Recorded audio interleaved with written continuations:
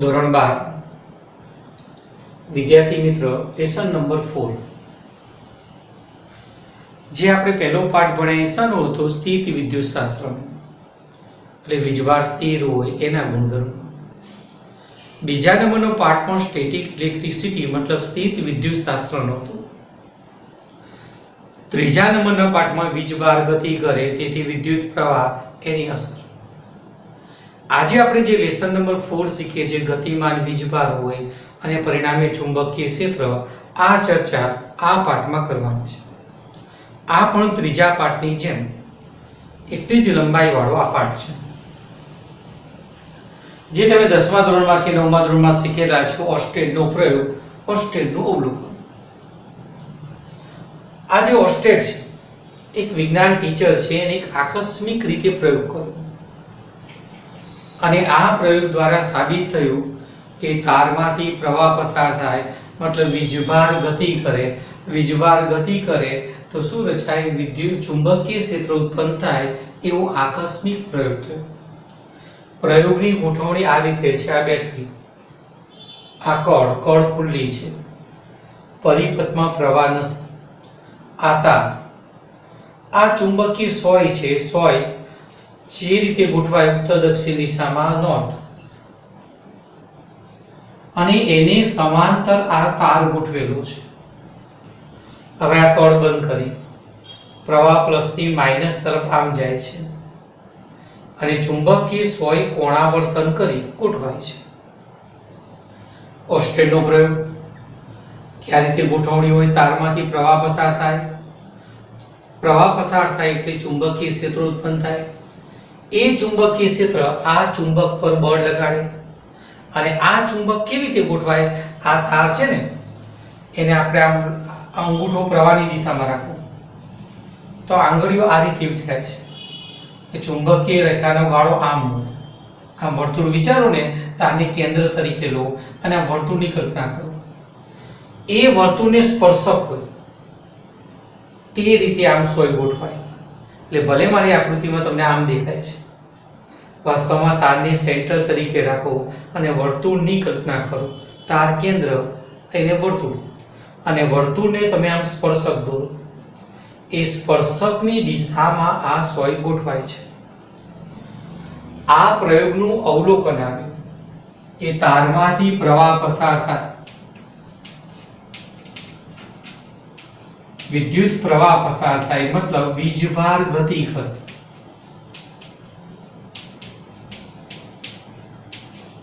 તો આસપાસ ચુંબકીય ક્ષેત્ર ઉત્પન્ન થાય અને ચુંબકીય સોય કોણાવર્તન કરે। આ વાત પ્રેક્ટિકલનું અવલોકન આવ્યું કે આ રીતે હોય, પ્રવાહ પસાર થાય એટલે વીજભાર ગતિ કરે, ચુંબકીય સોય કોણાવર્તન કરે।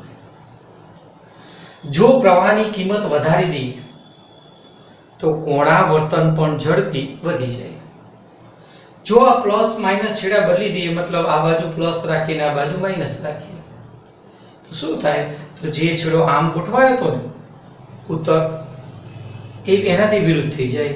મતલબ પ્રવાહની દિશા ઉલટાવી દઉં, પ્લસ માઇનસ ઉલટાવો તો પ્રવાહ આમ જાય તો આ તારમાં ઉત્પન્ન થતું ચુંબકીય ક્ષેત્રની દિશા પણ પહેલા કરતા ઉલટાઈ જાય। તેથી ચુંબકીય સોય આમની જગ્યાએ આમ ગોઠવાઈ જાય। આના પરથી પ્રયોગ પરથી એક નિર્ણય આવ્યો કે ચુંબકીય ક્ષેત્રનું ઉદ્ગમ ગતિમાન વીજભાર, ગતિમાન વીજભાર તો જ ચુંબકીય ક્ષેત્ર ઉત્પન્ન થાય, એના સિવાય નહીં। ચુંબકીય ક્ષેત્રનું ઉદ્ગમ કોણ? ગતિમાન વીજભાર ચુંબકીય ક્ષેત્રનું ઉદ્ગમ। બરાબર ધ્યાનમાં રાખો। વિદ્યુત ક્ષેત્રનું ઉદ્ગમ કોણ? તો કે વીજભાર। ચુંબકીય ક્ષેત્રનું ઉદ્ગમ કોણ? તો કે ગતિમાન વીજભાર। કોઈ પણ જગ્યાએ ચુંબકીય ક્ષેત્ર હોય તો વીજભાર ગતિ કરતો હોય તો જ ઉત્પન્ન થાય। ભલે કાયમી ચુંબક હોય એમાં પણ વીજભારની ગતિ હોય। એ રીતે ગુરુત્વાકર્ષી ક્ષેત્રનું ઉદ્ગમ કોણ? તો કે પદાર્થ દળ। વિદ્યુત ક્ષેત્રનું ઉદ્ગમ વીજભાર, સ્થિર વીજભાર। આનું ઉદ્ગમ કોણ? ગતિમાન વીજભાર। અને ગુરુત્વાકર્ષી ક્ષેત્રનું ઉદ્ગમ કોણ? તો કે પદાર્થ, દળ એ ગુરુત્વાકર્ષી ક્ષેત્રનું ઉદ્ગમ થાય. એટલે એક જ ખ્યાલ બેસાડી દો, કોઈ પણ જગ્યાએ ચુંબકીય ક્ષેત્ર ત્યારે જ ઉત્પન્ન થાય કે વીજભાર ગતિ કરે, એના સિવાય ચુંબકીય ક્ષેત્ર ઉત્પન્ન ન થાય. ઓસ્ટ્રેડનો આ પ્રયોગ થયો ને પછી મેક્સવેલ નામનો વૈજ્ઞાનિક આવ્યો. એને વિદ્યુત અને ચુંબકીય ક્ષેત્રમાં જે કંઈ નિયમો હતા, જે આપણે પહેલા પાઠમાં ગાઉસનો નિયમ ને બધા શીખ્યા ને, એને ગાણિતિક સ્વરૂપે લખી. એક ગાણિતિક રીતે વિદ્યુત ચુંબકીય તરંગનું સમીકરણ બનાવ્યું. નોટ અને પેન લઈ અને કાગળમાં ગાણિતિક સમીકરણ પ્રૂવ કર્યું, સાબિત કર્યું. ત્યારબાદ 1887 ની અંદર હર્જ નામના વૈજ્ઞાનિકે પ્રયોગશાળામાં આ જે મેક્સવેલની વાત હતી ગાણિતિક અને વિદ્યુત ચુંબકીય તરંગ પ્રયોગશાળામાં ઉત્પન્ન કર્યું પ્રાયોગિક રીતે. હર્જનો પ્રયોગ વિદ્યુત ચુંબકીય તરંગ. એના પછી ભારતીય વૈજ્ઞાનિક જગદીશચંદ્ર બોઝ અને ઇટાલિયન સાયન્ટિસ્ટ માર્કોનીએ આ વિદ્યુત ચુંબકીય તરંગો કેટલાય કિલોમીટર સુધી મોકલી શકાય એવા પ્રયોગ કર્યા. તરંગ ફેંકે એને ટ્રાન્સમીટર કહેવાય, તરંગ પકડે એને રિસીવર કહેવાય. અને 20મી સદીની અંદર આનો મોટા પાયે વિકાસ થયો. આજે આપણી જે સંદેશાવ્યવહાર ટેકનોલોજી છે ને, એ આ બધાના પરિણામે છે કે મેક્સવેલની વાત, પછી હર્જનો પ્રયોગ, પછી માર્કોનીની વાત, અને એ બધાના પરિણામે આપણી જે સંદેશા વ્યવહાર ટેકનોલોજી એનો વિકાસ થયો. એક વાક્ય બરાબર મનમાં બેસાડ દો, ચુંબકીય ક્ષેત્રનું ઉદ્ગમ કોણ? ગતિમાન વીજભાર. જ્યારે વીજભાર ગતિ કરે તો આસપાસ ચુંબકીય ક્ષેત્ર ઉત્પન્ન થાય, એની પ્રોપર્ટી છે, ગુણધર્મ. અને વીજભાર સ્થિર હોય ને તો આસપાસ વિદ્યુત ક્ષેત્ર. આ વીજભાર ગતિ કરતો હોય તો વિદ્યુત ક્ષેત્ર તો હોય જ, અને સાથે સાથે ચુંબકીય ક્ષેત્ર પણ ઉત્પન્ન કરે.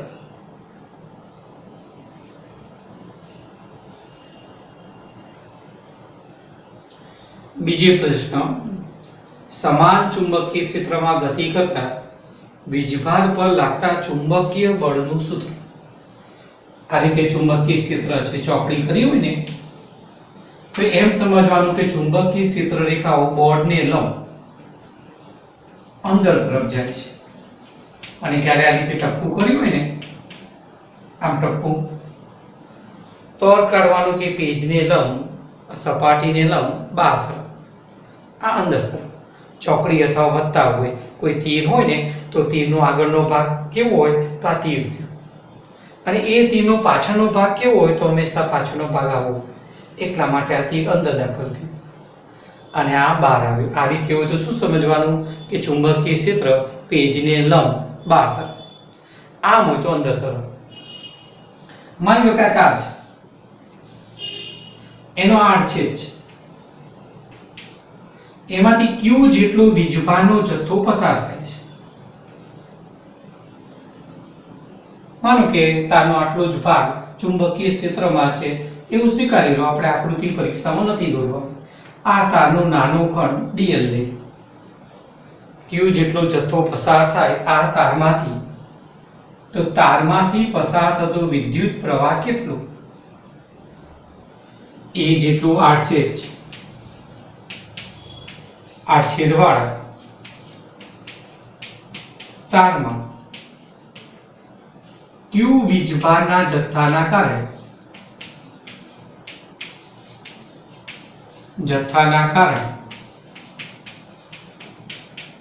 તારમાં વિદ્યુત પ્રવાહ બરાબર કેટલું થશે? અગાઉ યાદ કરો, આપણે આવું સૂત્ર તૈયાર કર્યું હતું, I બરાબર NV.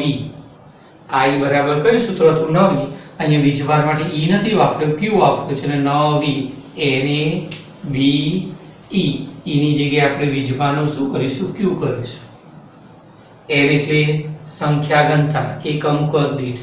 A એટલે આડછેદ, VD એટલે આ જે વીજભાર છે ને ડ્રિફ્ટ વેલોસિટી, ડ્રિફ્ટ વેગ, Q વીજભાર.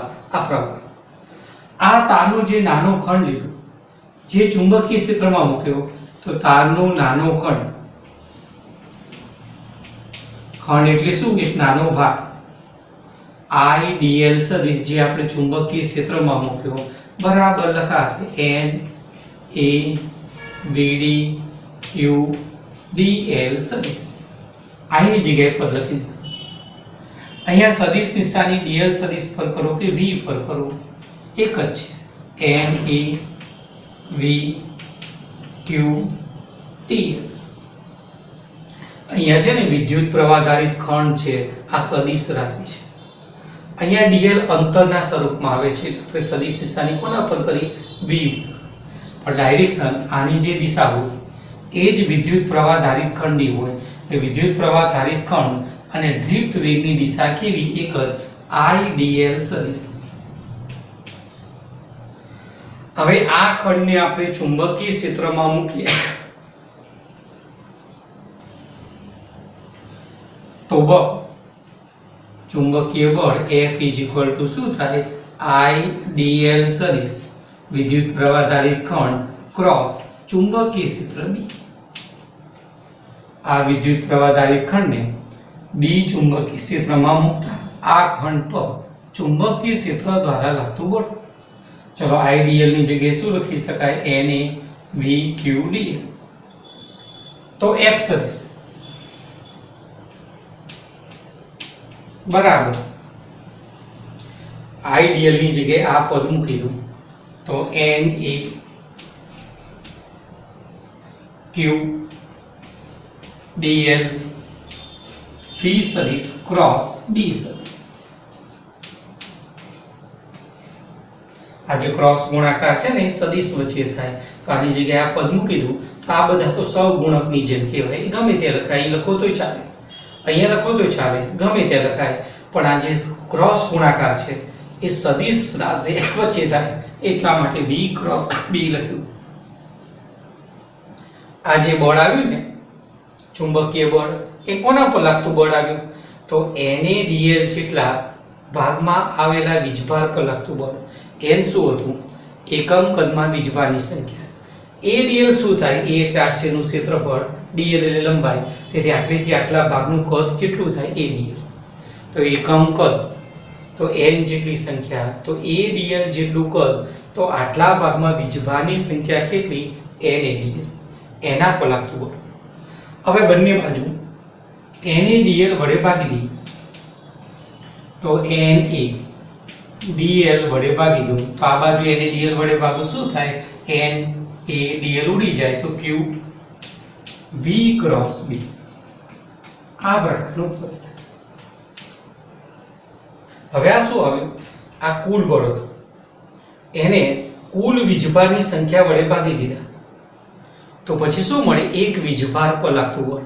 માનો કે ઘરમાં 5 સભ્યો હોય અને માનો કે 10 કેળા લાવ્યા હોય, તો શું થાય? માનો કે 10 ને આપણે 5 વડે ભાગી દઈએ તો તરત આપણે ખબર પડે કે એકના ભાગમાં કેટલા આવે. એમ આ બળ Na dl જેટલા વીજભાર પર લાગતું બળ હતું. Na dl જેટલા વીજભાર પર લાગતું કુલ બળ હતું. એ કુલ બળની સંખ્યા વડે ભાગી દીધા Na dl વડે. તો કોઈ એક વીજભાર પર ચુંબકીય ક્ષેત્ર દ્વારા લાગતું બળ, એટલે કોઈ એક જ વીજભાર પર ચુંબકીય ક્ષેત્ર દ્વારા લાગતું બળ બરાબર q v ક્રોસ b. ચલો ક્રોસ ગુણાકાર કાઢી નાખીએ તો શું લખાય? F બરાબર q v b અને ક્રોસ ગુણાકાર હોય તો શું આવે? sin theta. આ સૂત્ર જુઓ. આ સૂત્રનો મીનિંગ શું થાય કે q વીજભાર v વેગથી b ચુંબકીય ક્ષેત્રમાં ગતિ કરે તો q વીજભાર પર ચુંબકીય ક્ષેત્ર દ્વારા લાગતું બળ. આ સૂત્ર પરથી તમે એ પણ સમજી શકો કે બળ કોના પર આધાર રાખે? તો કે વીજભારના મૂલ્ય પર, વેગ પર, ચુંબકીય ક્ષેત્ર પર અને થીટા પર આધાર રાખે. માનો કે આવો કોઈ પ્રશ્ન પૂછે કે આ રૂમમાં એક ચુંબકીય ક્ષેત્ર છે, માની લો કે આટલા ટેસ્લા છે ને ચુંબકીય ક્ષેત્રનો એકમ છે, માનો કે 50 ટેસ્લા. એમાં આ વીજભાર મૂકેલો છે, સ્થિર છે, તો એના પર લાગતું ચુંબકીય બળ કેટલું? તો વિદ્યાર્થી તરત આ સૂત્ર પરથી વિચારે કે જો અહીંયા વેગ આવે છે તો તરત કહેશે કે વીજભાર તો સ્થિર હતો ચુંબકીય ક્ષેત્રમાં, તો સ્થિર વીજભાર પર ચુંબકીય ક્ષેત્ર ક્યારેય બળ ન લગાડે. હા, જો વિદ્યુત ક્ષેત્ર હોત ને તો વિદ્યુત ક્ષેત્ર લગાડત F સદિશ બરાબર QE સદિશ મુજબ. પણ ચુંબકીય ક્ષેત્ર ફક્ત ગતિમાન વીજભાર પર બળ લગાડે. હવે તમને બીજો પ્રશ્ન કોઈ પૂછે, માનો કે આ રૂમમાં ચુંબકીય ક્ષેત્ર છે 10 ટેસ્લા અને એક વીજભાર ગતિ કરે છે, તો શું એના પર ચુંબકીય બળ લાગે છે? તો તમારે બરાબર સમજવાનું કે વીજભાર ગતિ કરે છે વાત સાચી, પણ કઈ દિશામાં ગતિ કરે છે? માનો કે V અને B એક જ દિશામાં હોય તો થીટા 0 થઈ જાય. V અને B પરસ્પર વિરુદ્ધ હોય તો થીટા 180 થાય. sin 0 કે sin 180 ની કિંમત કેટલી? 0. એટલે ગતિ જરૂરી છે, પણ કઈ દિશામાં ગતિ કરે છે એ પ્રમાણે ચુંબકીય બળ લાગે. માનો કે આ બંને એક જ દિશામાં હોય કે વિરુદ્ધ દિશામાં હોય તો ચુંબકીય બળ નથી લાગતું. એટલે ચુંબકીય બળ વીજભાર કઈ દિશામાં ગતિ કરે, ચુંબકીય ક્ષેત્ર સાથે કેટલો ખૂણો બનાવે એ પ્રમાણે આ સૂત્ર અનુસાર ચુંબકીય બળ લાગે. બીજી વસ્તુ, અહીં ક્રોસ ગુણાકાર છે તો F સદિશની દિશા કઈ થશે? તો આપણે 11માં એવું શીખ્યા હતા કે C સદિશ બરાબર A ક્રોસ B. તો C સદિશની દિશા કઈ? તો જમણા હાથના સ્ક્રૂના નિયમ અનુસાર. સ્ક્રૂ માનો કે આ A હોય અને આ B હોય, આ A અને આ B, અને A ક્રોસ B હોય તો સ્ક્રૂ આપણે આમ રાખતા હતા સમતલને લંબ, અને A ક્રોસ B હોય તો સ્ક્રૂને A થી B તરફ આમ ફેરવતા, અને સ્ક્રૂ જે દિશામાં સ્થાનાંતર કરે એ દિશા C સદિશની. n વીજભારની ગતિ હોય અને ચુંબકીય ક્ષેત્ર હોય તો સ્ક્રૂને V થી B તરફ સ્થાનાંતર કરાવવાનું. તો સ્ક્રૂ જે દિશામાં ગતિ કરે એ દિશા કોની? બળની. એટલે આ બંનેથી બનતું જે સમતલ હોય ને એ સમતલને હંમેશા લંબ જ હોય, પણ સ્ક્રૂને કેવી રીતે ફેરવાય? V થી B તરફ, અને સ્ક્રૂની અણી જે દિશામાં સ્થાનાંતર કરે એ બળ. બીજો ખ્યાલ એ પણ સમજી લો કે આ તાર હોય, એમાંથી પ્રવાહ પસાર થતો હોય તો ચુંબકીય ક્ષેત્ર માટેનો નિયમ આ રીતે છે. અંગૂઠો પ્રવાહની દિશામાં લેવાનો, જમણો હાથ અંગૂઠો પ્રવાહની દિશામાં લેવાનો, તો આંગળીઓ જે રીતે વિખરાય છે એ રીતે ચુંબકીય ક્ષેત્ર રેખાના બંધ ગાળા મળે. આ રીતે આ તાર હોય આમ મળે. હવે તમે અહીંયા સ્પર્શક દોરો તો એ સ્પર્શક તે બિંદુ પાસે B સદિશની દિશા બતાવે, સમતલ આમ છે, અને આ રીતે વર્તુળ બંધગાળો આમ, અને તમે આમ સ્પર્શક દોર્યો તો સ્પર્શક આ બિંદુ પાસે B સદિશની દિશા બતાવે. B ને શું કહેવાય? ચુંબકીય ક્ષેત્ર. B ને શું કહેવાય? ચુંબકીય ક્ષેત્રની તીવ્રતા. B ને ચુંબકીય પ્રેરણ પણ કહેવાય. આ B નો એકમ શું થાય? તો B નો એકમ આના પરથી બનાવો તો F છેદમાં Q B Q V sin θ. ચલો F નો એકમ કયો? તો આપણે કહીએ ન્યૂટન. Q નો એકમ કયો? તો કે કુલમ. કુલમની જગ્યાએ શું લખાય? એમ્પિયર ઇન્ટુ સેકન્ડ લખાય. તો કુલમની જગ્યાએ એમ્પિયર ઇન્ટુ સેકન્ડ લખી દો, ગુણ્યા VD નો એકમ કયો? મીટર પ્રતિ સેકન્ડ. sin થીટા ને મૂલ્ય હોય, એકમ ના હોય, થીટા ને એકમ હોય, પણ sin 30 બરાબર 1/2, 1/2 મૂલ્ય કહેવાય. આ સેકન્ડ ઉડી ગયા તો ન્યૂટન अपॉन एम्पियर मीटर. तो आ न्यूटन अपॉन एम्पियर मीटर एनी जग्याए चुंबकीय क्षेत्रनो एकम टेस्ला अपाय छे. તેથી 1 ન્યૂટન પ્રતિ એમ્પિયર મીટર બરાબર 1 ટેસ્લા. ટેસ્લાની સંજ્ઞા કઈ? Capital T. અને સીજીએસ એકમ ગોસ છે, અને ટેસ્લા અને ગોસ વચ્ચેનો સંબંધ આ પ્રકારનો છે: 1 ટેસ્લા બરાબર 10⁴ ગોસ.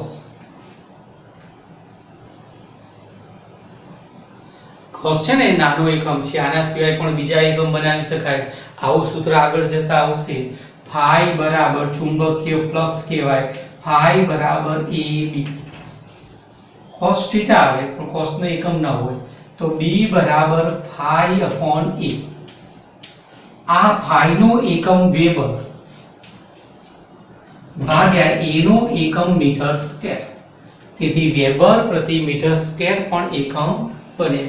q વીજભાર v વેગથી ચુંબકીય ક્ષેત્રમાં ગતિ કરે તો ચુંબકીય ક્ષેત્ર દ્વારા લાગતું બળ, આ બળ q પર આધાર રાખે, v પર, b પર, અને v અને b ની દિશા કઈ છે એની વચ્ચેનો ખૂણો થીટા કેટલો છે એના પર ચુંબકીય બળ આધાર રાખે. b નો એકમ કયો? ન્યૂટન પ્રતિ એમ્પિયર મીટર, એને ટેસ્લા કહેવાય. નાનો એકમ કયો? ગોસ. બીજો એકમ કયો? વેબર પ્રતિ મીટર સ્ક્વેર. આના સિવાય પણ ઘણા એકમો બનાવી શકાય.